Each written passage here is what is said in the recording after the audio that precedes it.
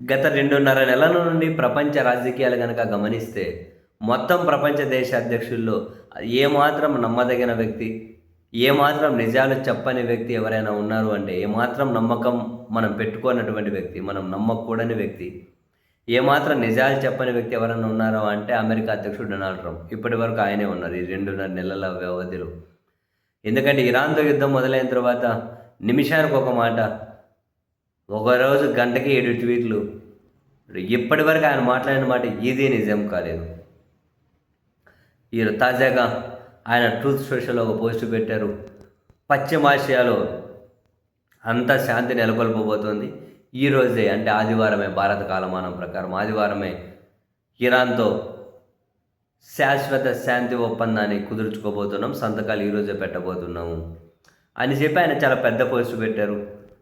By డిఫాల్ట్‌గా ఆయన అంతకుముందు అధ్యక్షుడు ఒబామాను వాళ్ళను వీళ్ళను బ్లేమ్ చేసుకొని, విమర్శలు చేసుకొని, నా నాయకత్వ గొప్పతనం, ఈరోజు సంతకాలు పెట్టబోతున్నాం, నా నాయకత్వ పటిమతో ఇరాన్ నాశనం అయిపోయింది, ఇప్పుడు వచ్చి మా కాళ్ళ దగ్గరికి రావడం తప్ప వాళ్ళకి వేరే ఆప్షన్ లేకుండా పోయింది, శాశ్వతంగా శాంతి ఒప్పందం చేయబోతూ ఉన్నారు, ధూళి కూడా వాళ్ళకు మిగిల్చాం, ఏదో టైం చూసుకొని ఎత్తుకొని వచ్చేస్తాం, ఇట్లా మాట్లాడుకుంటూ పోయి ఒకవేళ వాళ్ళు ప్రపంచ శాంతి అంటే ఈరోజు కనుక శాంతి ఒప్పందం మీద సంతకం పెట్టకపోతే, ఈరోజు పెట్టేస్తారు, మేము ముహూర్తం ఫిక్స్ చేసాం, వాళ్ళు కనుక ఈరోజు పెట్టకపోతే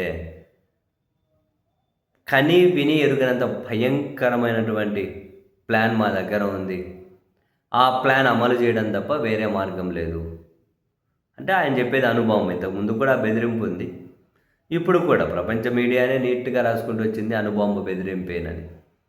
ఈరోజు శాంతి ఒప్పందం మీద సంతకం పెట్టకపోతే ఇక ఇరాన్ పటంలో ఉండదు, వాళ్ళు శాశ్వతంగా భయంకరమైనటువంటి చరిత్రను లిఖించుకోబోతారు.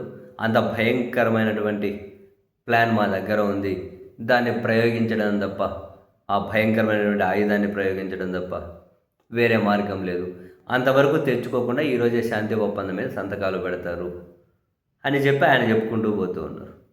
ఒకవైపు ఇరాన్ ఏమో ఈవెన్ నిన్నటి వరకు, ఇప్పుడు ఈ ట్రంప్ స్టేట్మెంట్ మీద ఇంకా వాళ్ళ రిప్లై రాలేదు, ఇరాన్ ఏమో ఈవెన్ నిన్న కూడా ప్రకటించింది హర్మూజ్లో టోల్ ట్యాక్స్ వసూలు చేస్తాం, ఖచ్చితంగా వసూలు చేస్తాం, శాంతి ఒప్పందం దిశగా చర్చలు జరుగుతూ ఉన్నాయి, అది ట్రంప్కి నచ్చినట్లు కాదు, ఇరాన్ కోరుకున్నట్లే అని చెప్పి నిన్న కూడా ప్రకటించారు.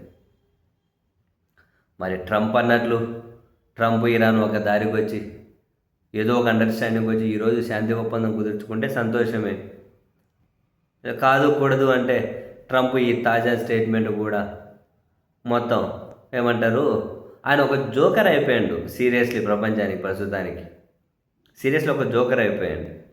సరే, జోకర్ చేతిలో విపరీతమైనటువంటి అధికారం, పవర్స్ ఉన్నాయి కాబట్టి ఇష్టరీతిన వాడుకుంటూ పోతూ ఉన్నారు, కానీ లేకపోతే దారుణమైన జోకర్ అయిపో. మరి ఈరోజు కూడా ఆ స్టేట్మెంట్ నిజం కాకపోతే ఆయన మీద ఉన్న జోకర్ ముద్ర ఇంకా అట్లే మరింత ముద్రడమే తప్ప ఇంకొకటి ఉండదు. శాంతి ఒప్పందం కుదిరితే ఏ ప్రాతిపదికన కుదురుతుంది అన్నది కూడా కీలకమే, చూడాలి.